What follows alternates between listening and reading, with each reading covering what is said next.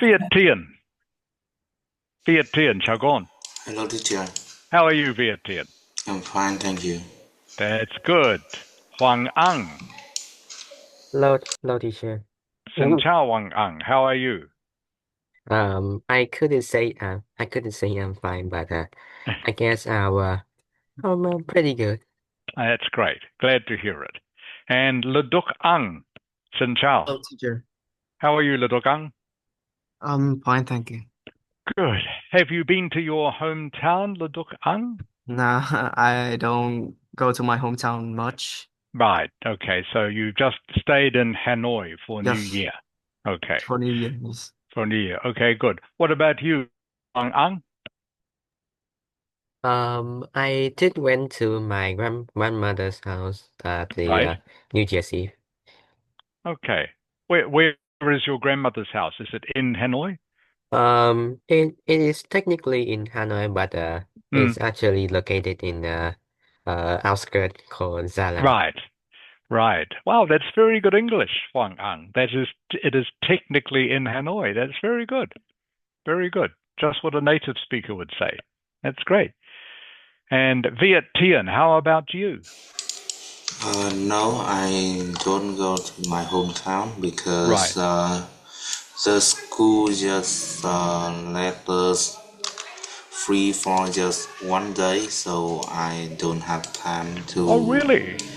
Just for one day? Yes, just for one day. Wow, I thought all the schools had a holiday at this time. Is that not true? Uh, Yeah. I some thought every school had a holiday. no, only some school let them Ah, free okay. for 4 days. Right, only some schools. All right. So you had school yesterday, is that right? Yes, I did. Oh, wow. Okay. Okay. Fu Kwang, Chao Gon. Here, How are you, Fu Kwang? I'm fine, thank you. That's good. Okay, everyone, we'll just wait another minute or so, see if anyone else is going to join us. Today is the first lesson of the Happy New Year to you. I hope 2026 has started well for you and all of your families. Here in New Zealand, it's supposed to be summer, but the weather has been pretty cold this last week. A lot of rain and a lot of wind. So today has been the first day this year so far that I've been able just to wear a t-shirt. Up until now, I've been wearing a jacket or jersey. But at last, the weather has become a little bit warm. Still not that warm, though. Only about 20 degrees. So not very hot. So we're going to get started in just a moment. Ding Lam, Xin Chao. Hello, teacher. How are you, Ding Lam? I'm okay. Thank Good, you. good.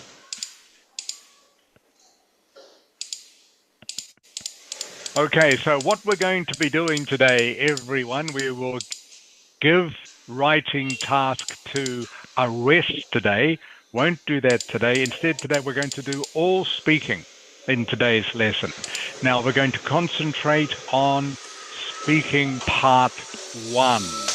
All right, I'm going to be sharing a lesson with you from Ielts Advantage. Now, as you probably know, I recommend if you are going to look online to do extra study anytime, I think Ielts Advantage is one of the best websites you can look at. There are dozens of different websites, all teaching English, as I'm sure you know. But I think IELTS Advantage is the best because it is the easiest to understand. It is very comprehensive. By that I mean it has a lot of very useful information. Okay, it tells you exactly what is expected in each test. Okay, exactly how to answer questions. It also covers all 4 of the IELTS parts: reading, writing, speaking, listening, and it is are run by people who used to be IELTS examiners and official IELTS teachers. Chris, who is the main person behind it, used to work for the British Council, and he used to teach IELTS in Vietnam. His wife is Vietnamese, so he's had a lot of experience. So there is a lot of information through the IELTS Advantage website online. They do offer paid courses, which are quite expensive, but they also have a lot of free material as well, which is very useful. So today, what we're going to be looking at is speaking part 1. Okay, the IELTS Advantage Guide to Speaking Part 1. So we will be looking at what Chris has to say, and we will also be doing some practice as we go. Ming Ang, Xin Chao. Yes, hello teacher. How are you, Ming Ang? Happy New Year. Thank you, teacher. Happy New Year. Okay, thank you. And Chung Hu, Chao Gon. Chung Hu, can you hear me? Okay, maybe not yet. All right.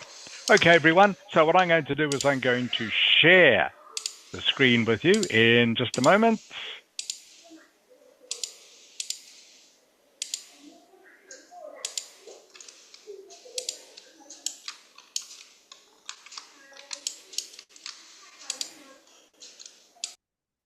Huang Ang, can you see the video screen? Yeah, I can see it clearly. Okay, that's great. Just check who else is joining us. Chung Hu, can you hear me now? Yeah, I can hear you now. That's great. Oh, you sound very clear today, Chung Hu. That's great. Much better than normal.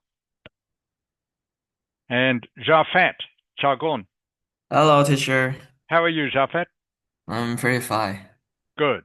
All right. So for those of you who've just joined us, what we are doing today, Happy New Year, by the way, just in case you didn't hear me say it before. I hope 2026 has started well for you and your family. Today, we're going to be doing speaking all lesson, and we're going to be looking at speaking part 1. Okay, so I'm going to be sharing this video you can see on your screen with you now, all right? And I'll be stopping it every now and then to ask you questions and also to get you to practice parts of speaking part 1. Okay. All right. So, as you can see here, what he is going to be talking about, this guy is Chris, by the way. Chris is his name. As I mentioned earlier, he used to teach IELTS in Vietnam in Ho Chi Minh City was where he was based. His wife is Vietnamese. Okay, so what he's going to be looking at, part 1, and he's going to be explaining these 4 categories. Okay, so a lot of this, most of you should already know, okay, but this will be useful revision for you. But there shouldn't be anything new in here that you haven't heard before. But it is a chance to practice and revise. Okay, before we start, does anyone have any questions for me? All right, let's go, everyone. Really important that you understand the types of questions being asked, what the examiners are going to be thinking about, what not to worry about. All right, in the speaking test, it's really important that you only focus on the things that actually matter, because if you go into the speaking test and you're worried about all the things that don't matter, then that's going to affect your performance. It's going to definitely affect your fluency, but it could also affect your grammar, your vocabulary, even your pronunciation. So we just want you worrying about the things that you actually need to worry about. We'll look at common mistakes. If you can avoid these common mistakes, then you're going to do much, much better. And then we're also going to look at a real student who got a band 8 in her speaking test and show you some good answers and answers that could be improved to really demonstrate what needs to be done. And finally, we're going to give you that challenge. Okay, so what is part 1? The most important thing to remember about part 1 is it is about you. They're not going to be asking you questions about general knowledge or abstract ideas. They're just going to be asking you questions like, your hometown, whether you study, whether what your job is, your likes and dislikes, what you do in your free time. So the best way to think about this is, imagine you started a new job or started a new English class and you met a person for the first time. Just small talk, everyday chit chat. Okay, so couple of things to take note. You will notice he is speaking quite fast in comparison to how I talk to you. I talk to you a little bit more slowly to make sure that everyone understands what I am saying. But he is talking at normal speed for a native speaker, which is a little bit faster than I normally talk to you. So this is a good chance for you to get used to how fast a native speaker talks. And you can see how fluently they talk. Not a lot of gaps in his speaking, not a lot of pauses. All right. So a lot of the words are spoken almost like they are joined together. So if you want to sound like a really fluent English speaker, this is the speed to talk at. All right. Okay.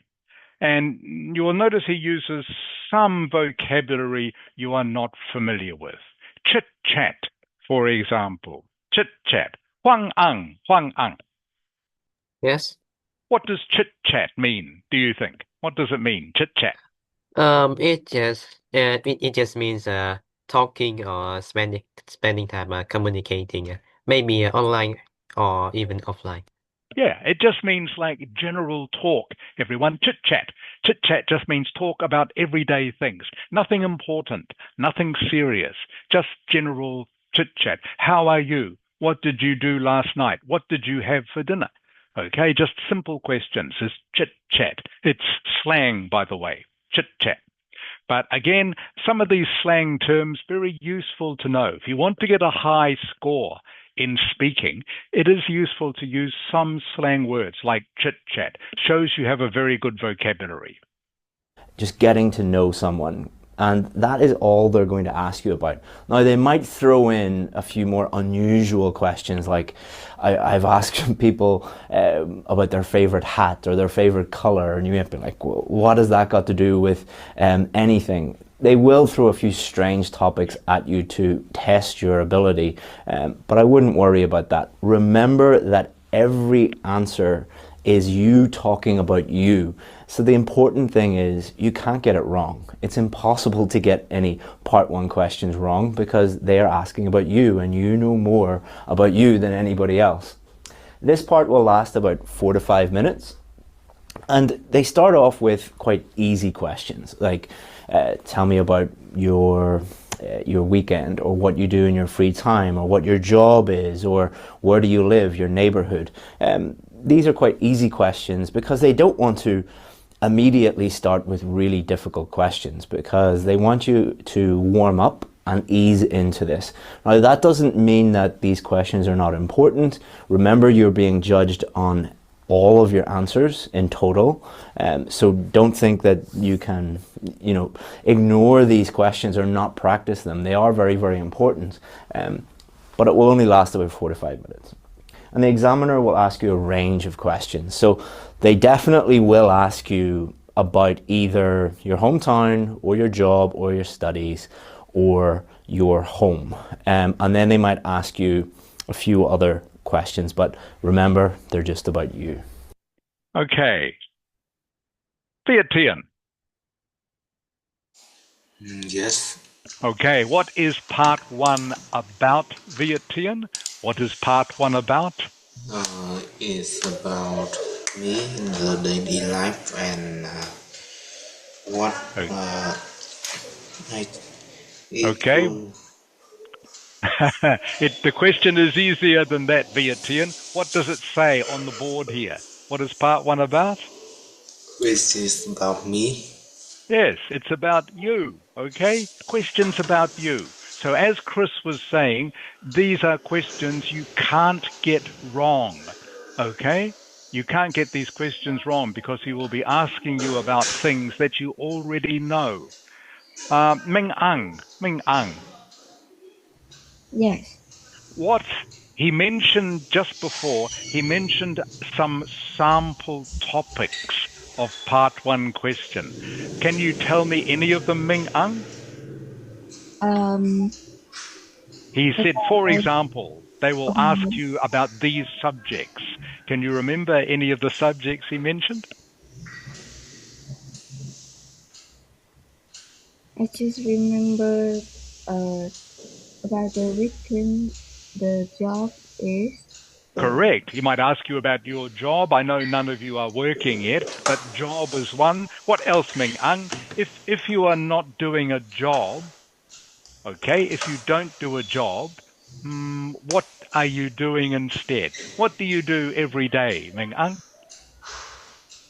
I study. Begins with S.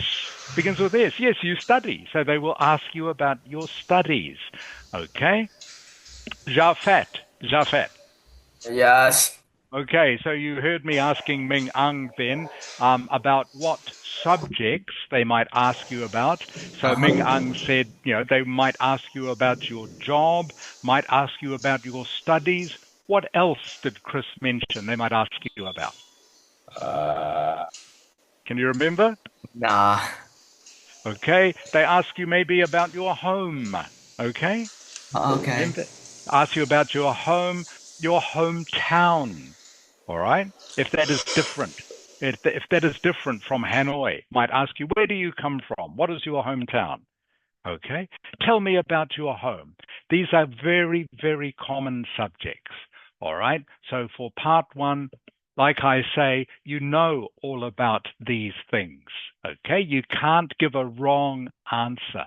So you don't need to prepare for these questions too much, but you do need to know in advance the sort of thing they will ask you about. And the sort of thing they will ask you about is, as we've just mentioned, your studies. What are you studying? Okay, tell me about your home. Maybe tell me about your family. Tell me about your hometown. Tell me about what food you like. Okay, they are all questions about you. Where do you live? What do you like? What don't you like?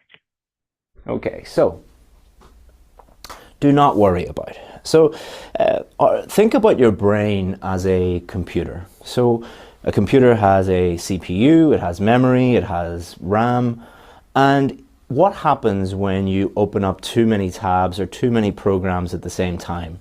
Your computer slows down. It doesn't perform very well. Your brain is exactly the same. If you're going into the test and you're worrying about 20 different things and you're thinking about 20 different things at the same time, then your brain is going to slow down.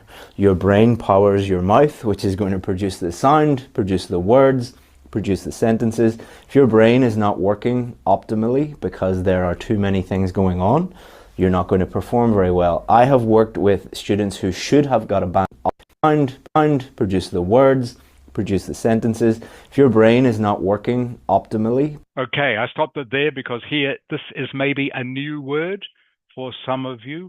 Optimally. Laduk ang. Yes. What do you think optimally means? Like working the best. Correct. Very good. Laduk ang means working the best. Okay, if your brain is not working to its best. Okay, optimally just means, is it working the best? Is your motorcycle working optimally? Is your motorcycle working the best it can?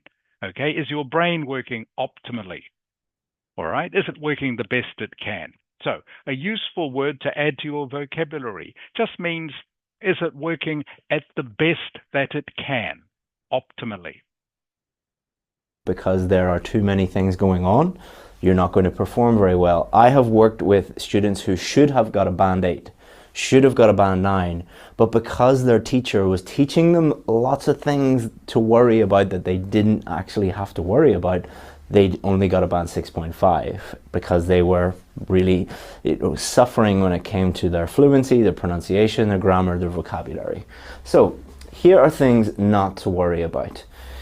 This might sound really silly. You don't have to worry about your clothes. I've seen so many articles online talking about what clothes you should wear, what shoes you should wear. It doesn't matter. They're judging your speaking, not your shoes. Your shoes. Greetings. The most popular speaking video related to IELTS on YouTube is how to greet the examiner.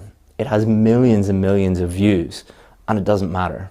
You are not being judged on whether you shake their hand or what you say to them.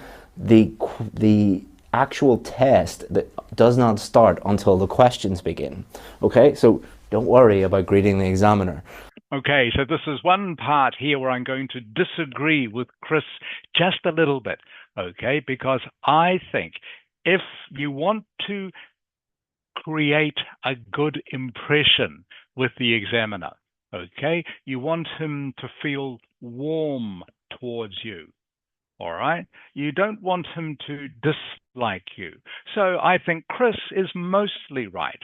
Okay. Doesn't matter how you greet the examiner exactly. But of course, if you are unfriendly to the examiner, for example, if the examiner says to you, "Hi, how are you?" and you just say, okay, all right, sounds unfriendly, doesn't sound respectful. So you still want the examiner to have a good feeling about you. And the reason for this is examiners, like all of us, they are influenced by their feelings. And if they start off doing the test with you and they are already feeling like, this student, they are not very respectful, they are not very polite, I'm sure even though they will say it doesn't matter, just like Chris's, but I'm sure that will affect their mind just a little bit so that it influences your score. I hope that makes sense. So you want to make sure that you are just respectful and friendly to the examiner. That's all you have to do. Okay? You don't have to treat them like they are your new best friend or anything like that. Okay, but you do have to be friendly and respectful so that they will start the exam, the test with you in a good frame of mind. They will look at you more positively because you are respectful and friendly. So being respectful and friendly, it doesn't hurt. Doesn't hurt. Like I say, don't have to greet them like they are your new best friend, but you still have to be friendly and respectful, I think. It doesn't matter what you say to them. They don't care. It's like talking to someone at McDonald's, all right? All they want to do is serve you and move on to the next person. Don't worry about the examiner. Don't worry if the examiner is not friendly. It is not their job to be your friend. It is not their job to make you happy. It is their job to listen to you and to give you an accurate band score. Some examiners will be friendly. Some examiners will be very professional, not too friendly, but not angry with you, or they don't look upset. Some examiners will look upset or they will look angry. It doesn't mean they are angry with you or they are upset with you. They maybe just had a long day. They are human beings. Or maybe they're just focusing on your pronunciation, your fluency, your grammar, your vocabulary. So often students that we work with on our VIP course, we work with them very, very closely, and they would email us after their speaking test and they would say, "Oh God, Chris, I failed. My examiner looked very angry." It's like, don't worry about that. That doesn't mean anything related to your actual score.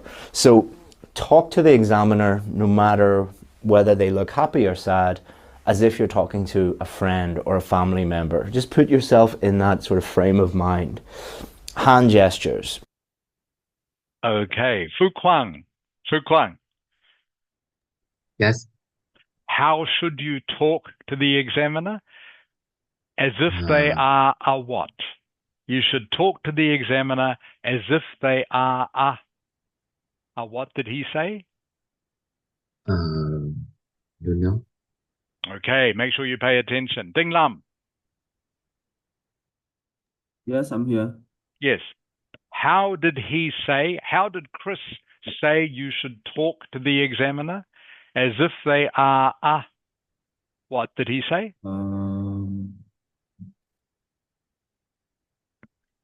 Okay, everyone need to pay attention. Chung Hu, Yeah. how should you talk to the examiner? Did you hear what Uh, Chris said? As if they are a what?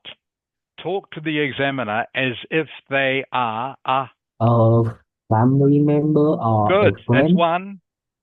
What was the other one, Chung Hu? Uh, a friend. Family member and a A friend. friend. Good, excellent, Chung Hu. Exactly.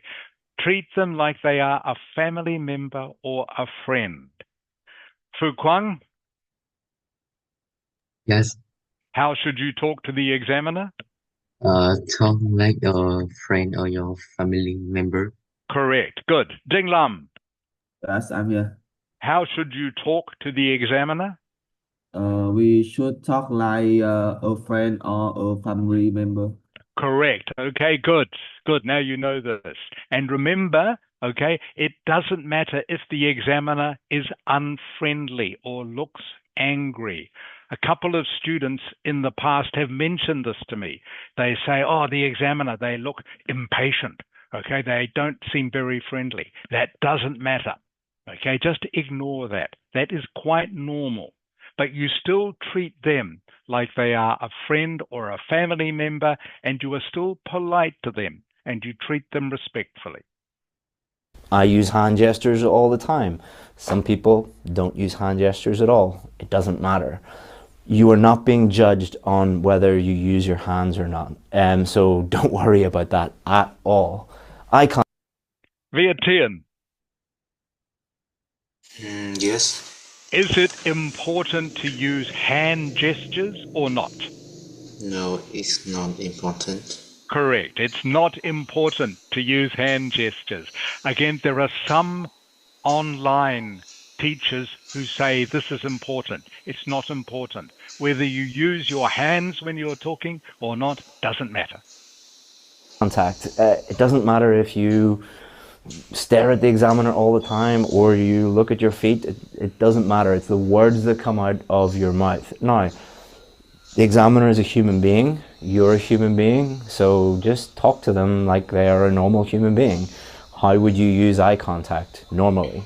How would you use hand gestures normally? How would you use body language normally? You don't get a score for body language, eye contact, or hand gestures, and any teacher that tells you that you do, please just show them the official marking criteria and ask them where it says anything related to the. It's nonsense. But just use these as you would normally use them. These are things that you do not need to worry about. Just go back here to that word. Please just show them the official marking criteria and ask them where it says anything related to the. It's nonsense. Meng Ang. Yes. This word here, nonsense. Nonsense. What does it mean? Meng Ang, can you give me a synonym? It's nonsense.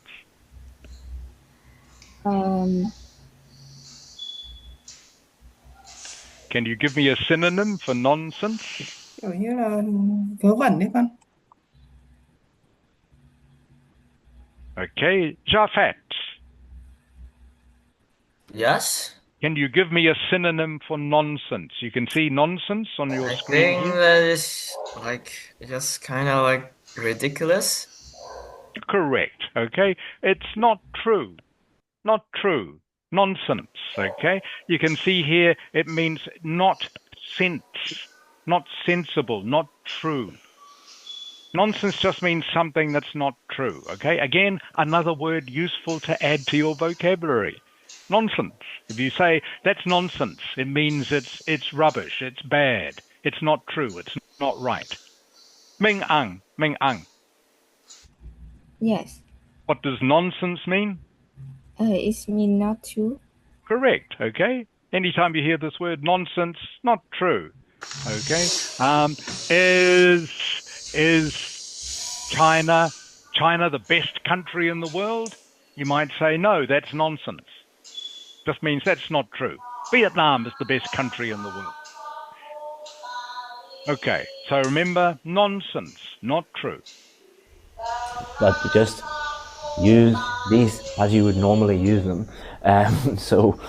These are things that you do not need to worry about. But imagine going into the test, and this happens a lot, thinking about what body language should I use, or my eye contact, my hand gestures. I hope that the examiner is happy to see me. I hope that I greeted them the right way. Did I say that thing that that girl on YouTube told me to say? And how are my clothes?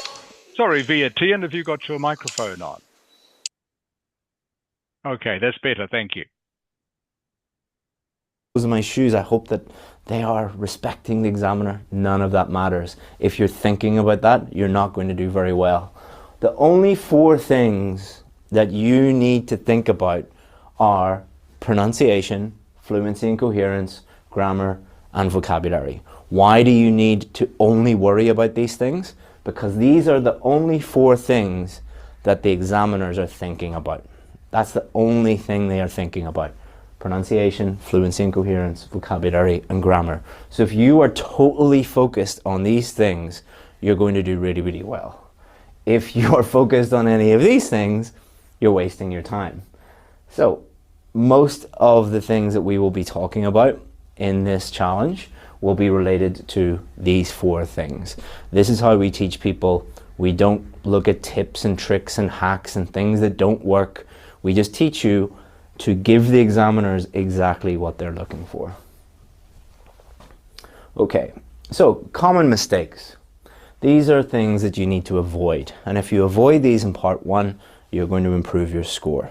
So this is the most frustrating part. Not too short, not too long. I'm sure you're thinking, oh, like that's really horrible advice. Not too short, not too long. Why don't you just tell me number not too, that's really horrible advice. Okay, another adjective here, horrible. Horrible. Ding Lam. Yeah, I'm here. Ding Lam, what does horrible mean? Can you give me a synonym for horrible? He says that's really horrible advice. It's Hãy ton con ơi. I don't know synonym is English. Okay, that's okay, Ding Lam. Fu Quang. Yeah. Can you give me a synonym, please, for horrible? What does horrible mean? Terrible. Terrible. Correct. Terrible or bad. Okay? Terrible or bad. Okay, Ding Lam? Ding Lam? Okay. Horrible just means bad. Okay? Bad or terrible or not good. That's really horrible advice. That's really bad advice. Not good advice. Horrible. Advice. Not too short, not too long. Why don't you just tell me an exact number of words or an exact number of sentences? Some teachers will do that, but I think that's quite bad advice because we don't want you to go into the test thinking, I need to use 3 sentences or I need to use 4 sentences, because you're making it more difficult to speak naturally, and you should be speaking as naturally as possible. Now, you don't want to give a very short answer because you're not giving the examiner enough to really go on. Here's an example of a really, really short answer. Oh, I'm a student. On what subject? I'm studying MSc Marketing. So as you can see, Rashmi didn't give a very long answer, and that wasn't incorrect. The grammar was fine, the vocabulary was fine, her pronunciation was fine, but you're not giving the examiner enough to judge your performance on. Like if they said to me, what's your job? And I say, teacher, that's correct. I am a teacher, but it is not giving the examiner enough to really judge you on. Okay. Performance. Just fine, go back just a but wee you're bit. not answer. On what subject? Examiner, because you're making it more difficult to speak naturally, and you should be speaking as naturally as possible. Now, you don't want to give a very short answer because you're not giving the examiner enough to really go on. Here's an example of a really, really short answer. Oh, I'm a student. Okay, Huang Ang. Yes. Huang Ang. Okay, you can see the answer on your screen there, okay? Oh, I'm a student, all right. What do you think the question was, Huang Ang? They could ask whether if what is your job? Or what are you doing right now? Very good. Very good. What is your job? What are you doing right now? So, Wang Ang, what would be a good answer? So she has given, that's not a good answer. Okay, it's not a good answer because it's too what, Wang Ang? It was literally too short. It is too short. Oh, I'm a student. What would be an example of a good answer, Wang Ang? You could give two or three sentences Okay, about give me two or three sentences, Wang Ang. So it would go I would talk something like Yep. oh I'm I'm lit- go- uh I am a student right now, but I am simultaneously learning how to do a job, so how to get a job. So I I am also an apprentice in like a restaurant. Okay, very good, Wang Ang. Very good. Okay, so your answer was much better than hers, Wang Ang, because you explained a little bit more.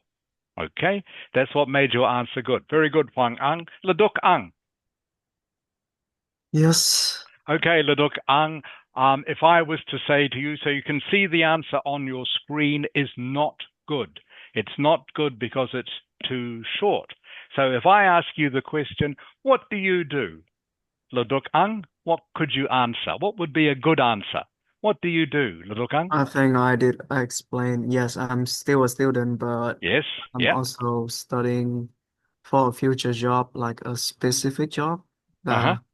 Like as for example, me is about business, probably. Okay. I'm going for Okay. business. Also I would like to work like a part-time Mm-hmm. to help out my mother and my dad.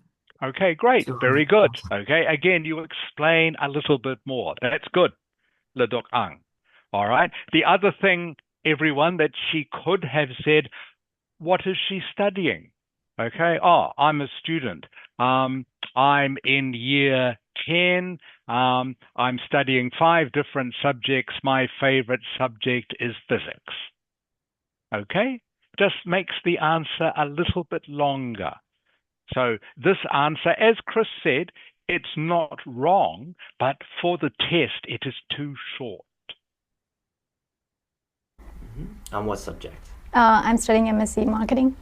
So as you can see, Rashmi didn't give a very long answer, and that wasn't incorrect. The grammar was fine, the vocabulary was fine, her pronunciation was fine, but you're not giving the examiner enough to judge your performance on.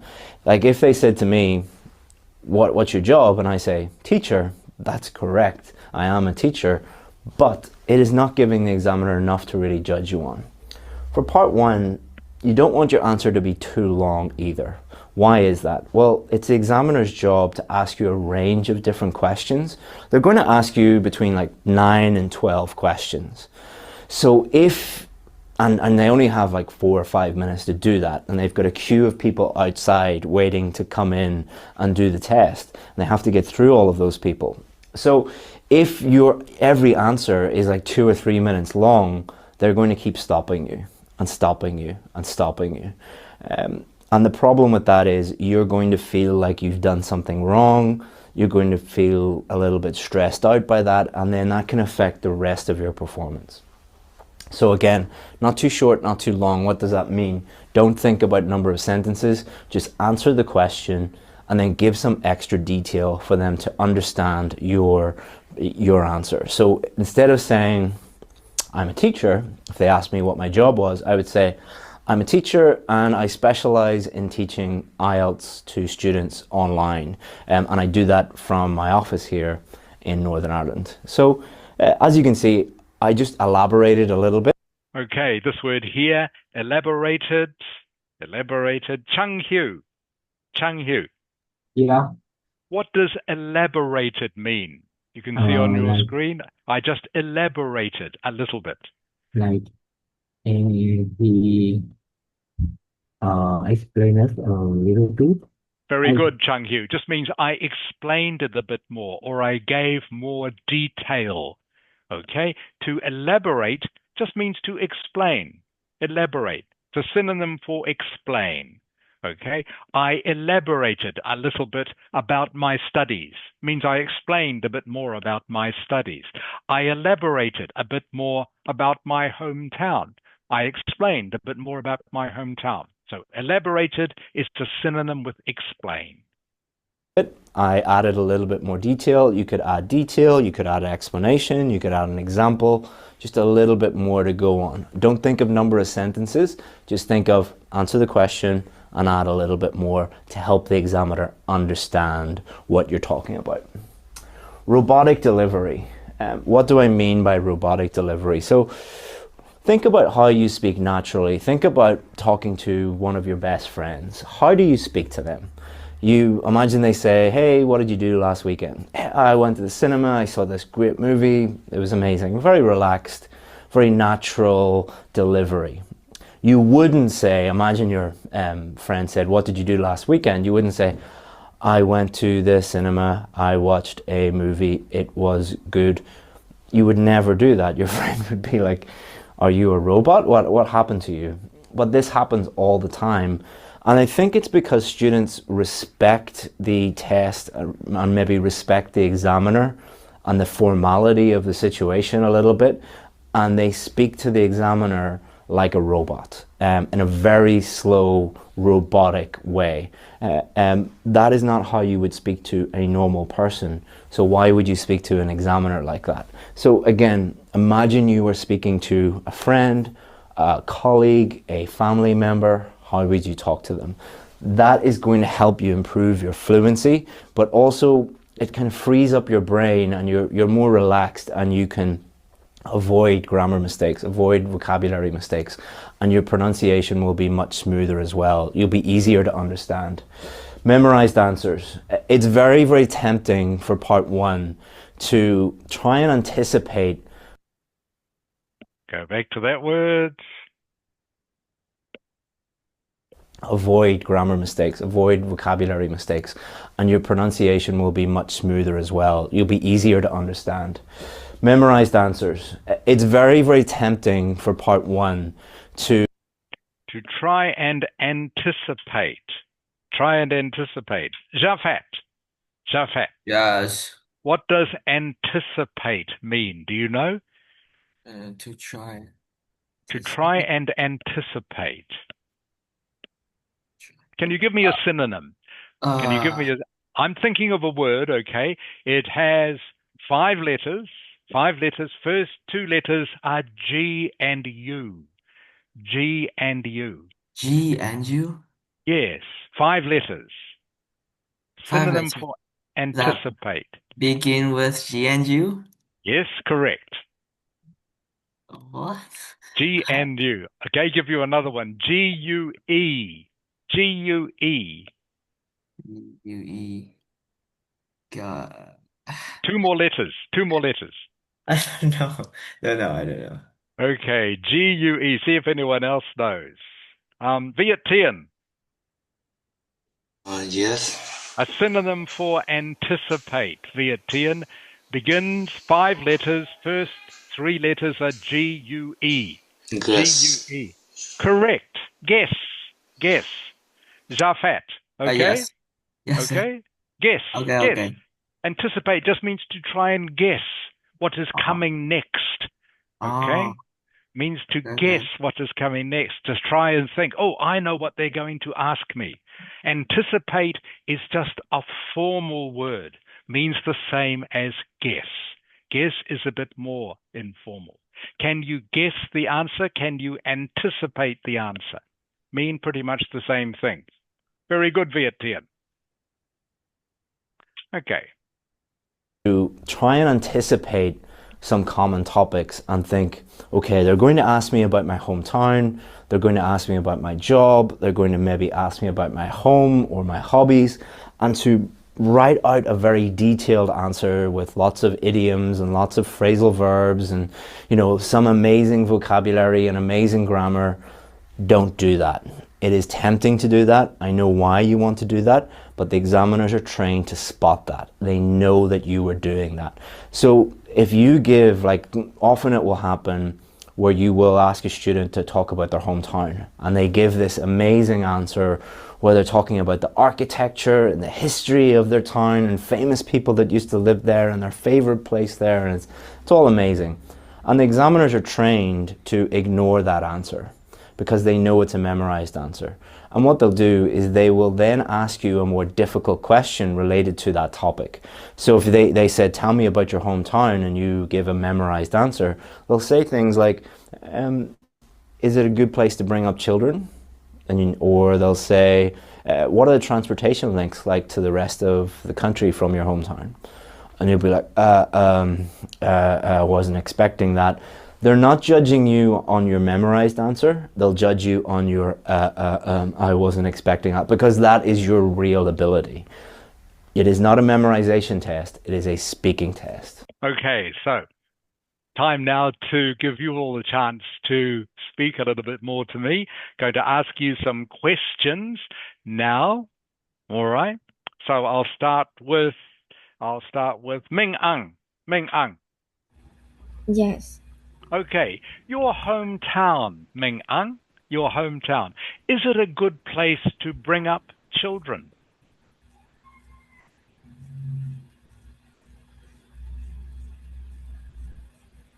Có Oh, phải you're không? very quiet, Ming Ang. Con ơi.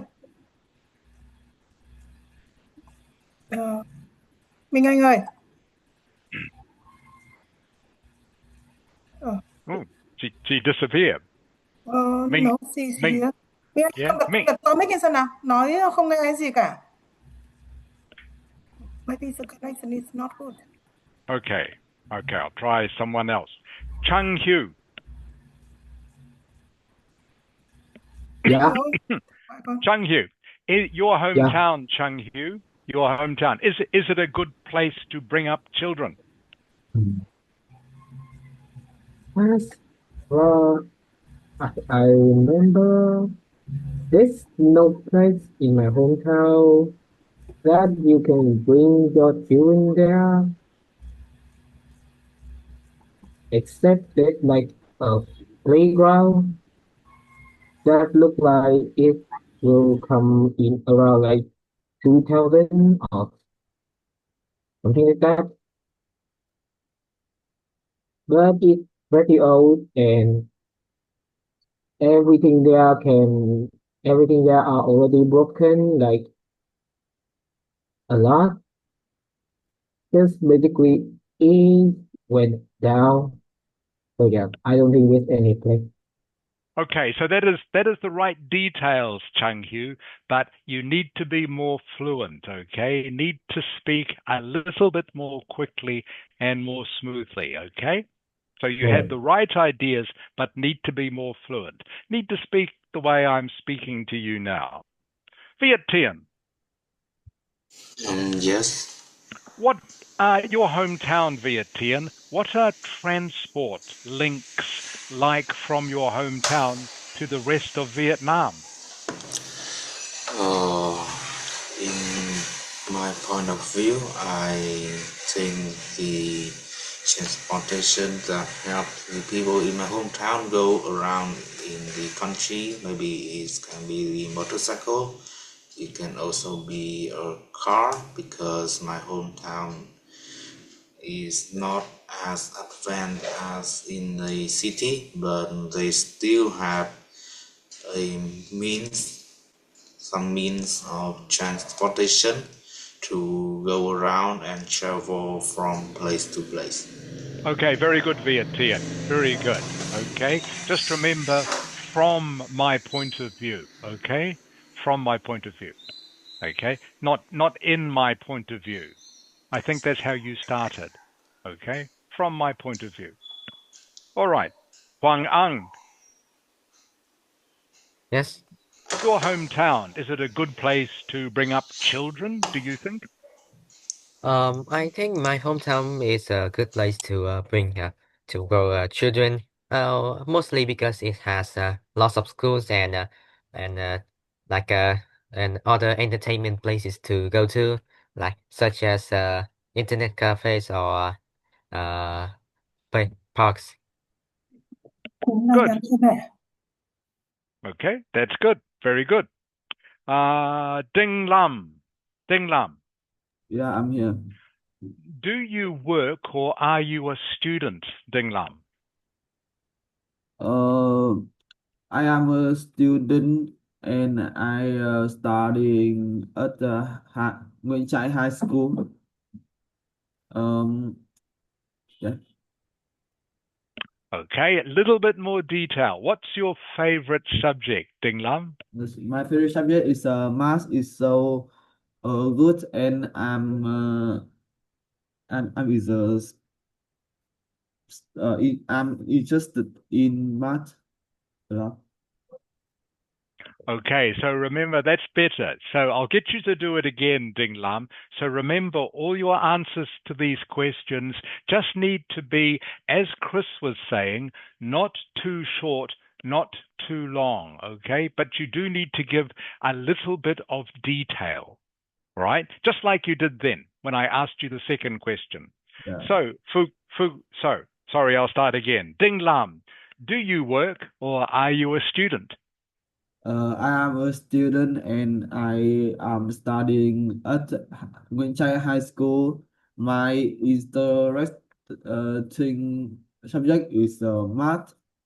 And, Okay, that's better. Much better, Ding Lam. Okay. And you could also say, what is your least favorite subject? What subject do you not like? my subject is not like is literature. Literature. Yeah, literature. Okay, good. So you could say what your favorite subject is. My favorite subject is maths. My least favorite subject is literature. Okay, that is enough detail. Okay, Ding Lam? Okay, that is the sort of answer you need to give. Leduk Ang. Yes. What are transport links like from your hometown to the rest of Vietnam? In my point of view, from the transport links from my hometown to the other cities of Vietnam is like the highway.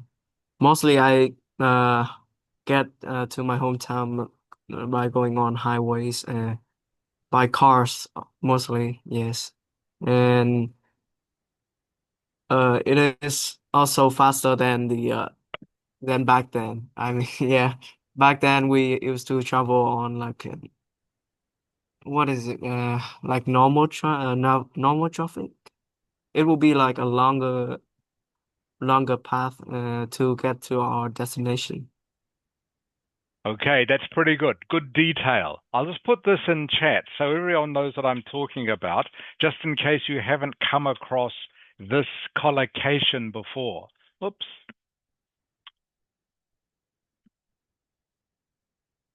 Okay, transport links. Now, transport links generally mean how does how do most people move from one city to another? Examples of transport links are these.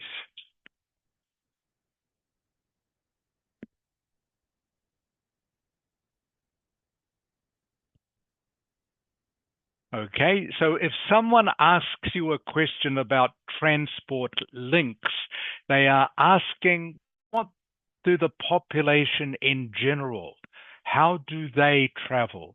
Do they travel by train to get to another city? Do they go on the bus to another city? Is there a bus from your hometown? Is there a plane from your hometown? Does your hometown have an airport? Is there a train from your hometown? Or is your hometown very small?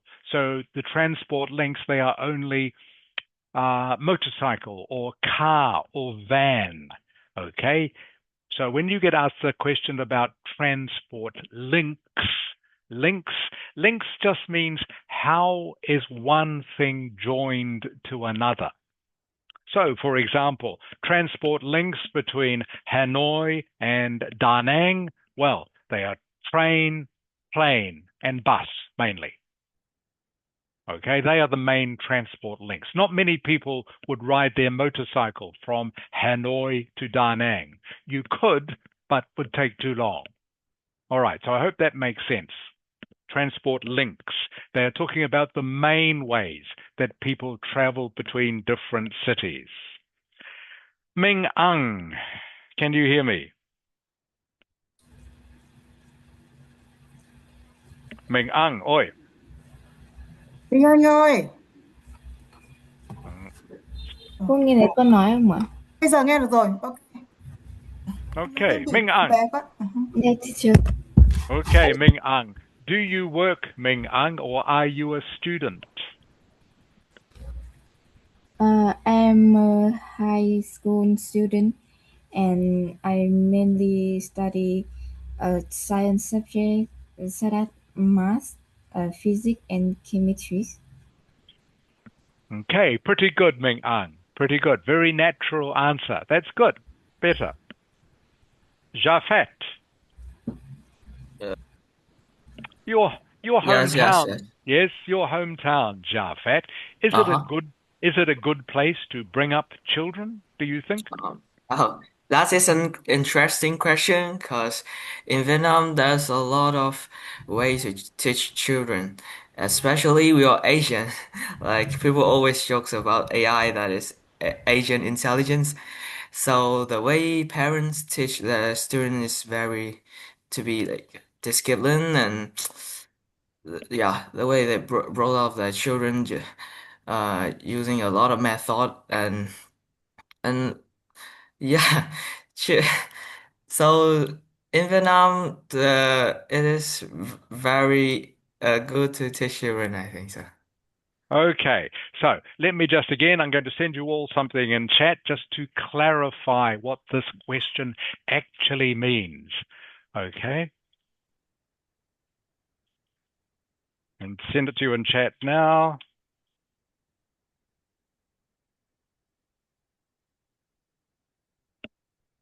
All right. Jafet, can you see what I've sent you? Oh, Okay, good place to bring up children. What they want you to talk about is to talk about the infrastructure. Do you know what infrastructure means, Jafet? yes, it's like buildings, appliance. Correct. Correct. Okay. So for children, talking about things like, well, for example, playgrounds or sports grounds or parks or swimming pools.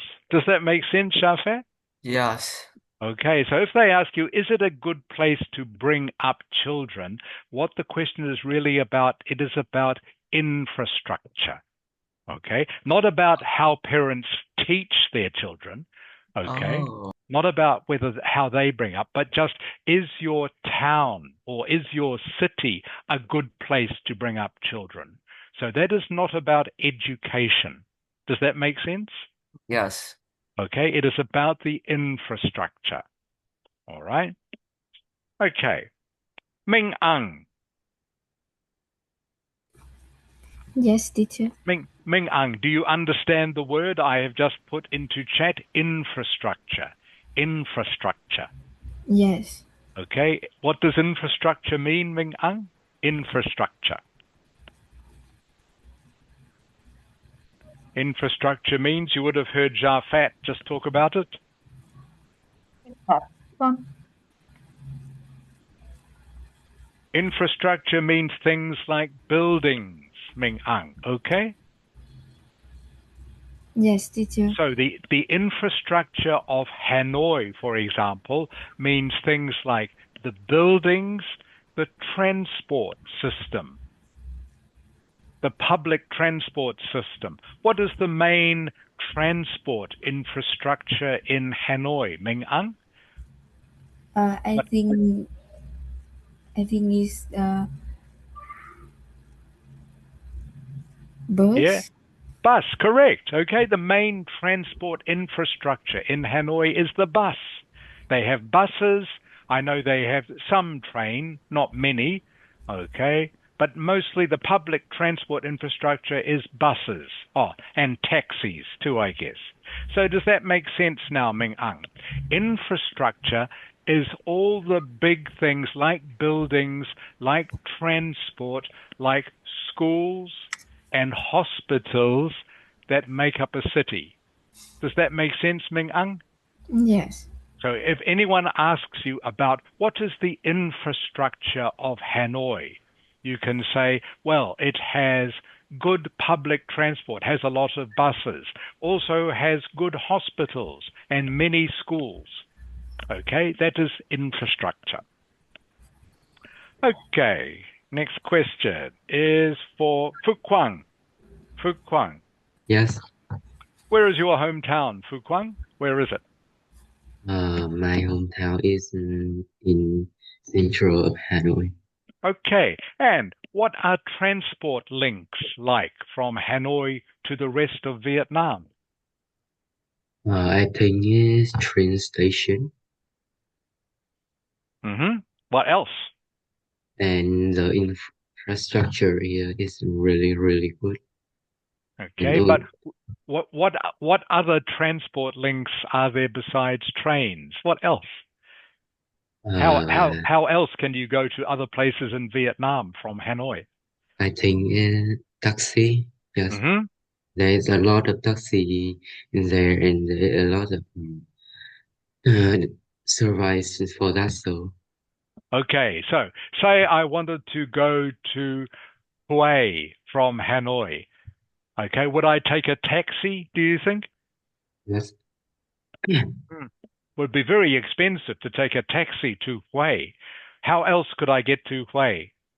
I think it's a motorcycle. That would take a long time. What else? I think it's train. Yeah, good.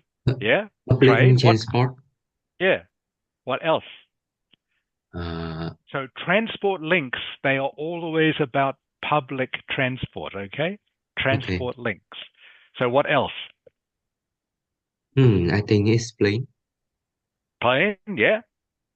So what did you say? Bus, plane, anything else? No. What about train? I already talked it. Oh, yes. Okay. So transport links, they are always about public transport, everyone.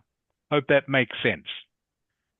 Should have mentioned that before, of course. So anyone talks to you about transport links, they are usually about public transport. Unless, of course, you come from a very small hometown and you don't have much public transport, in which case you would say motorcycle, van, taxi, car, something like that. Okay. All right. Let's go. Back to the video, everyone. So, next, trying to impress the examiner. This doesn't relate just to part one, this relates to every single part. The examiners are not stupid. They are trained professionals who have been trained to spot when you are trying to impress them or trying to show off. Examples of this are memorizing fancy vocabulary, memorizing fancy idioms, memorizing fancy grammar, memorizing anything in general, and trying to regurgitate this. Okay, this word here, okay, not very common. Regurgitate, all right? Regurgitate just means to talk about something that you have memorized, okay? Regurgitate is also another word for vomit, okay? If you have eaten something and you feel sick, maybe you will vomit, or maybe you will throw up is the other synonym for vomit. Regurgitate is another synonym for vomit. But in this context, regurgitate just means to speak back something you have memorized. In the test, they're not judging you on what the fancy things that you have memorized. They're judging you on your ability to actually speak. Why do we do the Ielts test? We do the Ielts test to test when we move to an English-speaking country, when we move to Canada or move to Australia or move to America or move to the UK and we meet someone, can we talk to them? In your job, can you talk to them? And when you meet them socially, can you speak to people normally? Not trying to impress people with things that you have memorized. They're judging you on your ability to naturally speak at your natural level, and they know how to do that. So memorizing things and trying to show off is a complete waste of time. They're not judging you on that. They're judging you on your ability to talk naturally. So, part 1, best practices. These are things that you need to focus on. These are things that you need to be aware of, that you need to practice, that you need feedback on. And if you do all of these things, you will really, really improve and you will perform to the best of your ability. Okay, just going to go back just to quickly summarize the common mistakes. You can see here your answers, and this is part 1 we are talking about, okay? Parts 2 and 3, a little bit different, but part 1, your answers not too short, okay? And also not too long, all right? 2 or 3 sentences. Chris earlier was saying that he doesn't recommend a certain number of sentences. I think 2 or 3 sentences is what you should aim for, always. 2 or 3 sentences. All right? Don't try to impress the examiner with fancy formal vocabulary. Just speak naturally. Don't use memorized answers, okay? Because the examiners can tell if you are giving a memorized answer. All right? And don't speak like a robot.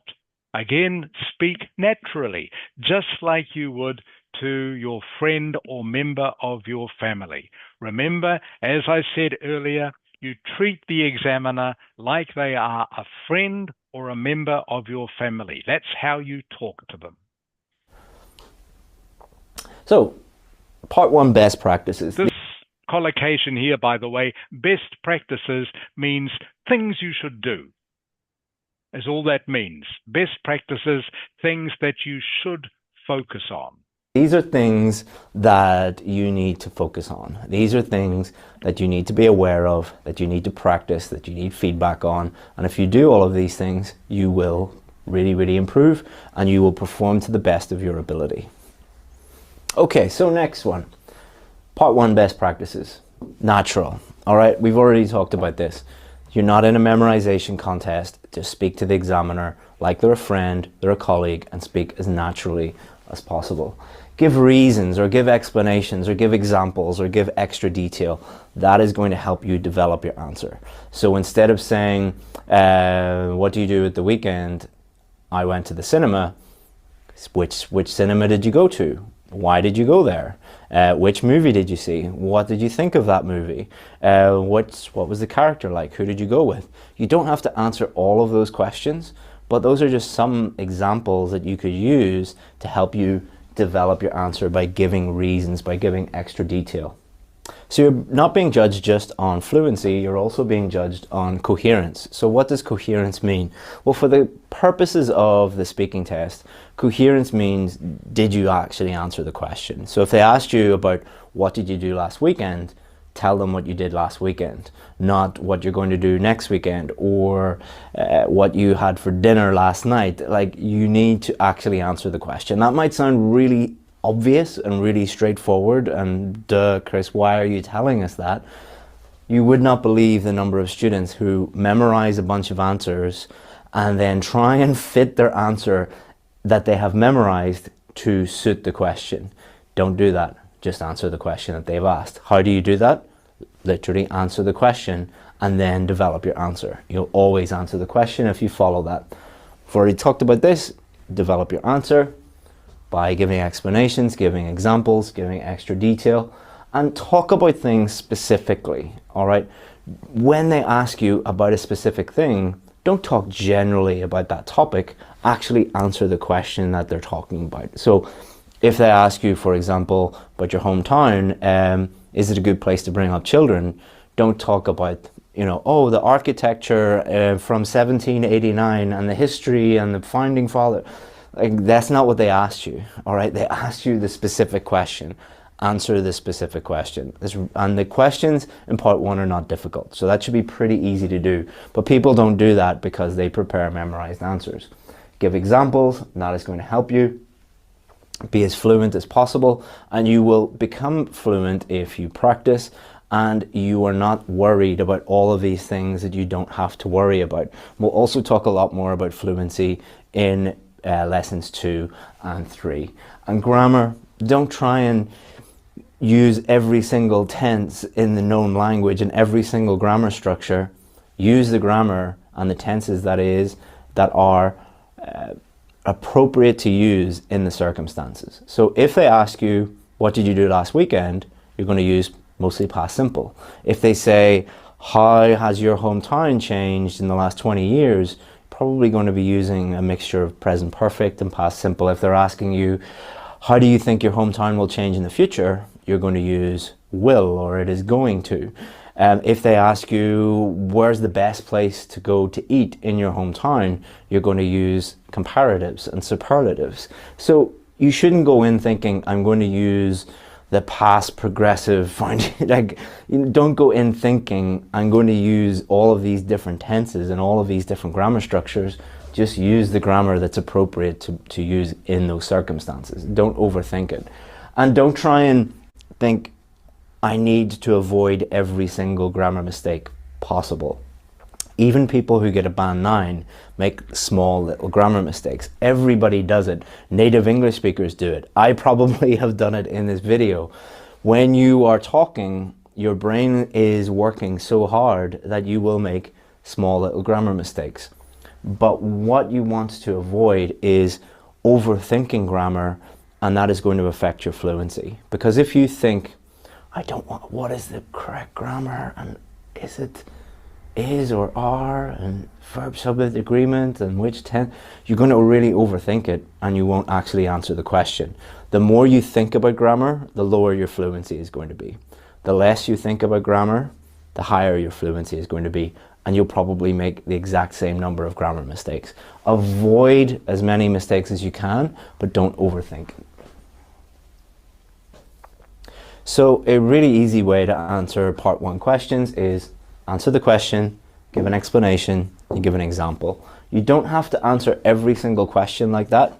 In fact, I would encourage you not to answer 100% of questions like that, because some of them you won't be able to think of an example, or some of them won't need an explanation. But if you practice using that, most of your answers, you will be able to answer them in that way. So for example, if someone asked me about my degree, I studied law. Why did you study law? So what did you study? I studied law at university because I wanted to be a lawyer. So that's my explanation. And then I would give an example. So when I left, I became a lawyer and I worked in the City of London as a commercial lawyer for about 3 years, and then decided to become an Ielts teacher, which is a true story. Okay, so that's how you answer a question, but you don't have to stick to that, but it'll help you if you practice that way. Okay, now I want you to listen to a student who got a band 8 and listen to some of her answers.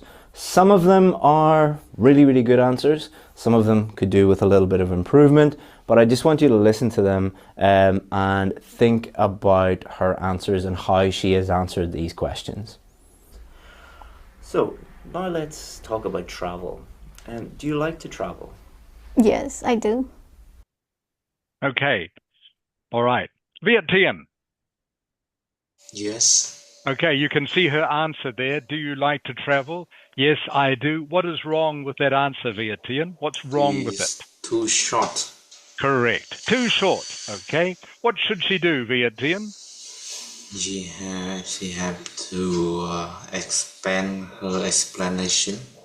Very good. She has to expand her explanation, or just explain a bit more. Very good, Viet Tien. Everyone, I hope you can see, do you like to travel? Yes, I do. That answer is not wrong, but it's too short. Okay, You can see here. What does that say? Ming Ang? Ming Ang? Yes.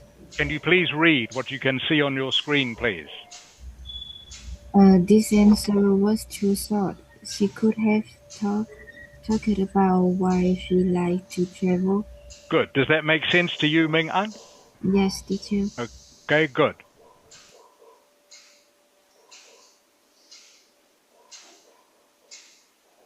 Okay, we'll go to the next question. And what do you hope to do with that degree after you finish? Oh, I hope to work as a data scientist in the future. Yeah. Okay, again, that answer, she wants to work as a data scientist. Could have talked about where she might work or the type of company she would work for. Okay, again, her answer too short. Need 2 or 3 sentences.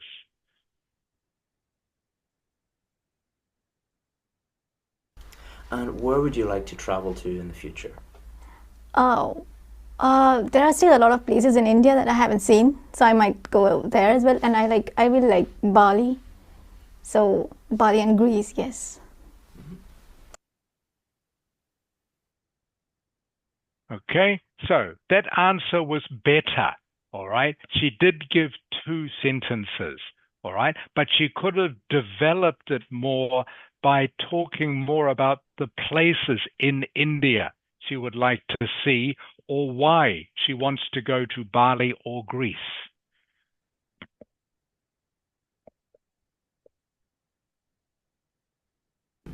Is traveling abroad very popular in your country? Oh yes, it is. It is quite popular. So people mostly go travel during the summer, but it's always summer in India. So yeah, I think movies have a huge role to play in it because they show all these destinations where there's snow-covered mountains and all, and that's very fascinating for us because we don't really get snow, at least not where I come from. Okay, so you can see that answer was much better. Oh, she gave reasons and examples, all right, about why travel is popular in her country.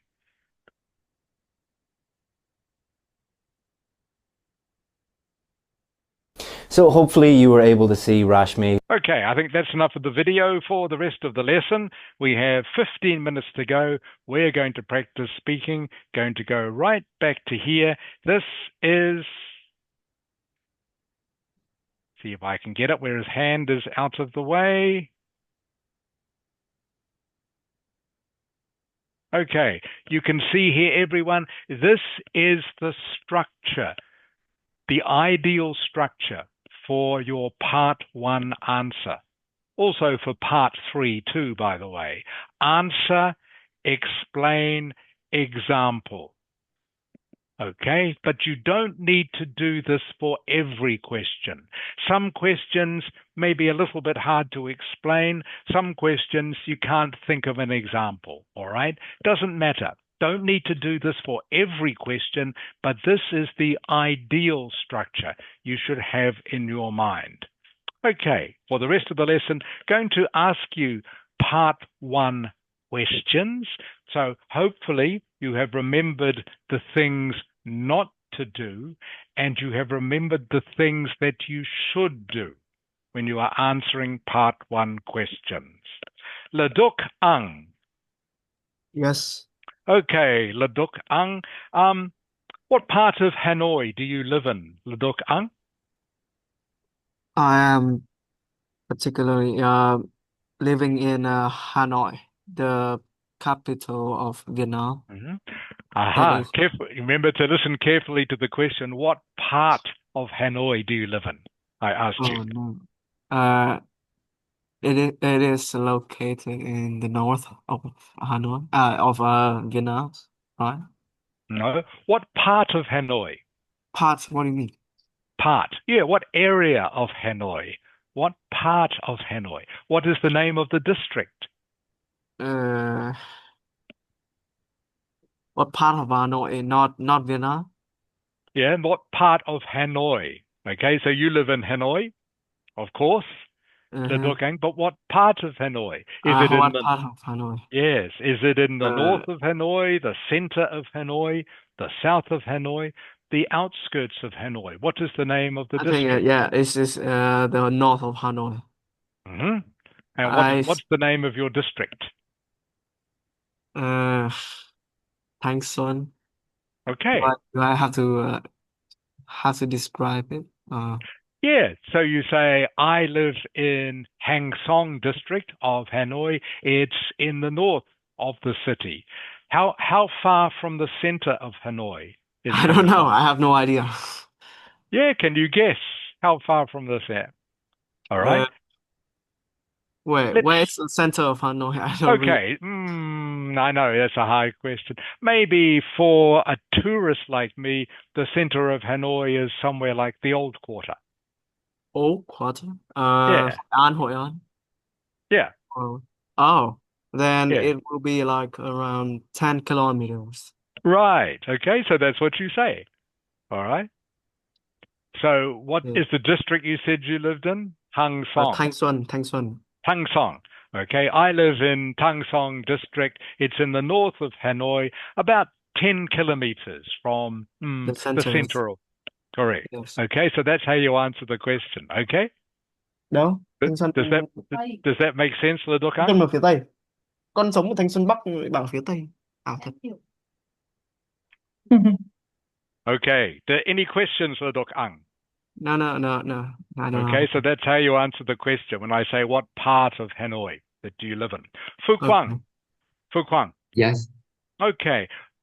Where you live in Hanoi, is there anything you don't like about your area? Is there anything you don't like?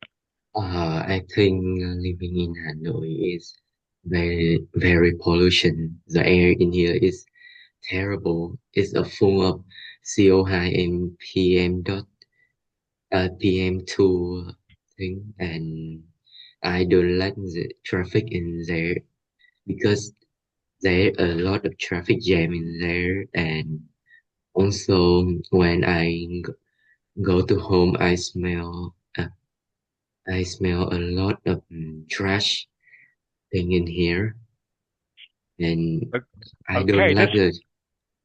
that's probably long enough. Okay. Okay, Fuquang, that's long enough. But good. All right, that's good. You Okay. gave me some detail and you gave me some examples. That's good. Ding Lam, Yes, I'm here. do you prefer tea or coffee? Ding Lam.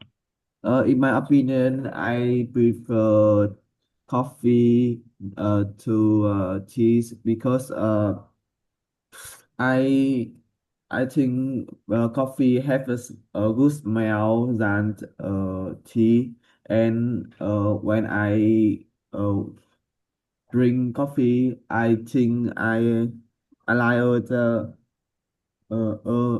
others. Yeah. Not bad, Ding Lam, not bad. So, first thing is, do you like tea or coffee is not an opinion question, okay? Opinion is where I ask you, what do you think about something? This question, do you prefer tea or coffee, is which one do you like the most? Not quite the same as an opinion question, okay? So, which means you don't start by saying, in my opinion. Okay, Ding Lam? Okay. So a Yes. question where someone asks you, do you like rice or noodle? Okay. You don't say, in my opinion. All right. It's not quite the same as an opinion question. You would say something like, for me. Okay. Okay. For me, I prefer coffee. Okay. Because I like the smell of coffee and I also think it tastes delicious. Okay, Ding Lam, does that make sense? Yes. So if someone asks you, do you like or do you prefer, you don't say, in my opinion, okay? Because it's not quite the same as an opinion question. All right, not quite the same. Similar, but not quite in English. So you would just say, for me. Okay, Ding Lam? Yes. Okay, so one more time. Do you prefer tea or coffee, Ding Lam? For me, I prefer coffee because coffee have a delicious taste, and when I drink the coffee, I feel I am like a dust. Okay, much better, Ding Lam. Much better. That's good. Ming Ang, Yes. when you were a child, what was your favorite drink? When I was a child, I prefer drink teas because uh, tea is easy to drink and it has many varieties I can try. Very good. Many varieties. Can you say the word, Variety, Ming Ang? Varieties. varieties. Better. Much better, Ming Ang. That's good. Good length answer, Ming Ang. Okay, good. All right. That is not too long, not too short. That's good. Chung Hu. Yeah. Okay. The part of Hanoi that you live in, Chung Hu, okay, is there anything you don't like about this area? Okay. Like I don't know how much, so I'm not really sure. But I think there's like a, some kind of like restaurant that I don't really like. They um I mean the price there are really expensive. Like they really want me to give them 30K Vietnam dong for a piece of bread with some eggs and meat in it. No vegetables for some reason. I don't know. We're just like desperate, I think. Okay, that's enough. Okay, that's enough, Chung Hu. Plenty of detail. That's good. And some good example. That was very good. And before I ask you the rest of your questions, okay, just quickly go back, okay, and just revise very quickly.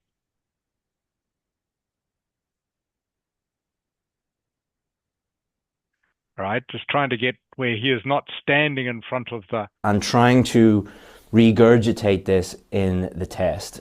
They're not judging you. Okay, these are things, just remember, okay, we're coming towards the end of the lesson. These are common mistakes that people make when they are doing the speaking test, all right? Particularly part one. Remember, you don't want your answer to be too short, don't want it to be too long either, okay? Don't try to impress the examiner. Just speak normally. Remember, treat the examiner like they are a member of your family or a friend. Okay? Don't try to impress them by using long, complicated words or complex grammar. Okay? Just speak normally. Don't memorize answers. All right? And speak naturally. Don't talk like a robot. Just speak naturally. Again, just like you are speaking to someone in your family or someone who is a friend. All right? And the things, again, just to focus on. Okay. All right. These are the things you need to focus on. Being fluent. Being fluent means not speaking too slowly. Don't want to speak too fast either. And not having big pauses or gaps where you are trying to think of the next thing to say. Grammar is important. You're right. Remember, Christo said, don't focus on your grammar during the test. Just speak naturally. If you start thinking about grammar, it will affect your fluency. You just need to concentrate on asking the question. Because you will have done lots of practice with me, okay, and lots of practice with other people, your grammar should come naturally. Be natural. Again, don't speak like a robot. Don't speak like you are giving a lecture. Just answer the questions naturally. Give reasons for your answers. Coherence. Coherence. Do you remember what coherence means? Huang Ang? Huang Ang? Yes. Do you remember what coherence means? What his Uh, definition of coherence means? it means that it means whether you are fluent or not. Not quite. Fluent is fluency. Coherence just means, did you answer the question? Did you answer the question? Okay? All right. Okay. So if they ask you about what movie did you go and see yesterday, all right, you don't talk about what you had for dinner. Okay? All right? Just talk about answer the question. All right? Developing your answer is the same as giving reasons. All right? Specific means, again, just means answer the question. All right? If they ask you about what is it you like about your neighborhood? All right? Talk specifically about your neighborhood where you live, not about Vietnam. Okay? So if they ask you, what do you like about your neighborhood? Don't then answer what you like about living in Vietnam. Talk about your neighborhood. Answer the question and remember to give examples. Okay, we're almost finished, everyone. Just a few more questions to ask some of you. Viet Tien. Yes. Okay, Viet Tien, would you like to live somewhere different from Hanoi in the future? Would you like to go somewhere different? I don't have any intent in going anywhere else beside my home because I think I have enough inside my house. I have a family. I have things to learn. I do have things to do, and the most and I think the only reason I have to go somewhere else is that my parents want me to. Okay, very good answer. Very good answer, Viet Tien. Just check your pronunciation. Intention. Did you use that word, Viet Tien? You said, I think, I don't have any intention to go anywhere else. I think that's what you said. Just be careful of the pronunciation. Can you say intention for me, please, Viet Tien? Viet Tien, oi. Ơi, Việt Nam ơi. Oh, I need Yeah. intention. Intention, okay, much better. That's great. Thank you, Viet Tien. Huang Ang. Yes. Yes. Okay. When someone comes to visit your house, when a guest comes to your house, what do you usually offer them to drink? If a guest happen to come at my house, I would I would offer them something simple such as water, or if I feel good that day, I could bring them lemon tea, some lemon tea, and maybe I could be generous and buy bubble tea cups too. Okay, very good answer.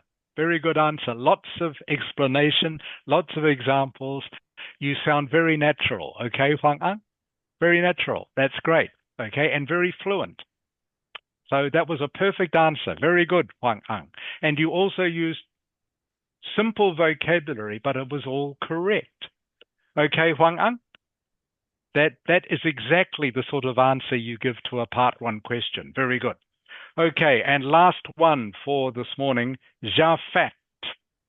Yes. Okay, Jafat. Do you prefer to drink tea or coffee?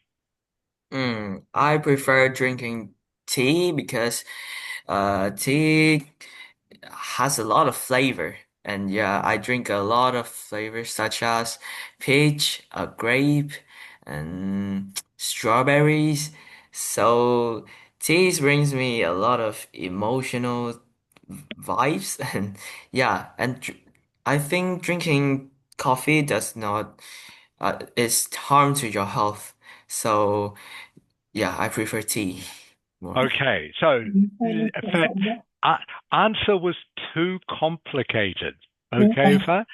All right, didn't sound natural. If you're talking about emotional vibes, doesn't sound very natural. Okay, so okay, Fat. So just answer the question naturally. All right, something like this. I prefer drinking tea because tea just makes me feel so much better. I prefer the taste of tea, and tea just helps me relax. For example, when I come home from school, the first thing I do is make myself a cup of tea because it just makes me feel much more relaxed and helps the stress go away. Does that make sense, Fat? Yes. Okay, just a nice, simple, natural answer. Your answer sounded like you were trying too hard. Okay, Fat? Okay. Okay, so the best answers are the ones don't try. Don't try too hard. Okay, just give a very natural answer, even if it's only 2 sentences long. All right? Just give a natural answer. All right. Okay, so I think that is everyone. I've talked to everyone. Yes, I have. All right, thank you, everyone. That is the end of the lesson for today. I know most of you have had the last 4 days as a holiday, so I hope you enjoy the last day of your holiday. I hope everything goes well when you start school again next week, and I look forward to seeing you all again next Sunday. So thank you for coming, everyone. Enjoy the rest of your day. Bye for now. Bye-bye. Goodbye, teacher. Yeah,